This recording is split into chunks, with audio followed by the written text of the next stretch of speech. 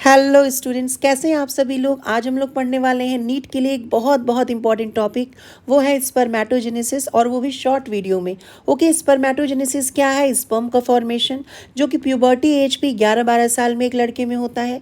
और इस समय क्या होता है कि जो लड़का है उसके टेस्टिस में होते हैं टेस्टिकुलर लोब्यूल्स, टेस्टिकुलर लोब्यूल में होता है सेमिनिफेरस ट्यूब्यूल, और उसी सेमिनिफेरस ट्यूब्यूल में बहुत सारे स्पर्मेटोगोनिया होते हैं, जिसको हम लोग मेल जर्म सेल या फिर स्पर्म मदर सेल बोलते हैं, जो कि एक डिप्लॉयड स्ट्रक्चर होता है। 46 क्रोमोसोम्स होते हैं।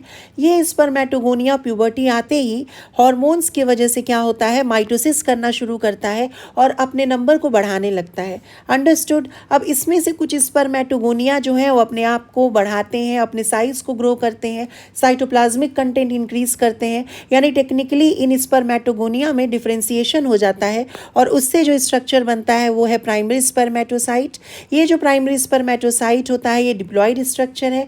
क्यों? क्योंकि ये माइटोसिस से बना है, और माइटोसिस जो है वो एक प्रकार का इक्वेशनल डिवीजन है।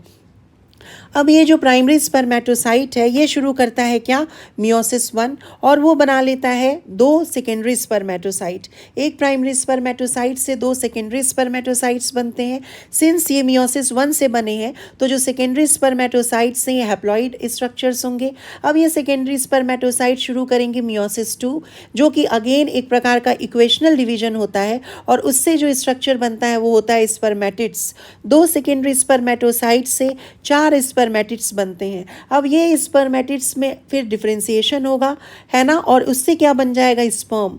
स्पर्मेटिड से जब स्पर्म बनता है तो ये जो डिफरेंशिएशन प्रोसेस होता है इसको हम स्पर्मियोजेनेसिस बोलते हैं। मैंने अपना एक शॉर्ट अपलोड किया है जिसमें मैंने ये बताया भी है कि स्पर्मियोजेनेसिस में स्पर्मेटिड से स्पर्म बनने में कौन कौन से बदलाव आते हैं, कौन कौन से चेंजेस आते हैं। तो ये जो स्पर्म है और स्पर्मेटिड है ये भी आपके हैप्लॉइड स्ट्रक्चर्स होते हैं। स्पर्म को हम स्पर्मेटोजोआ के नाम से भी जानते हैं। आप क्लियरली देख सकते हो कि एक प्राइमरी स्पर्मेटोसाइट से बेसिकली 4 स्पर्म का क्या हो रहा है, फॉर्मेशन हो रहा है। अंडरस्टूड और नॉट। नाउ एक मेरा आपके लिए क्वेश्चन है जो आप कमेंट बॉक्स में लिखकर मुझे बताइए कि which is the first structure in spermatogenesis to become haploid. Understood. और अगर आपको वीडियो अच्छा लगा हो तो लाइक, शेयर एंड सब्सक्राइब ज़रूर कर दीजिए।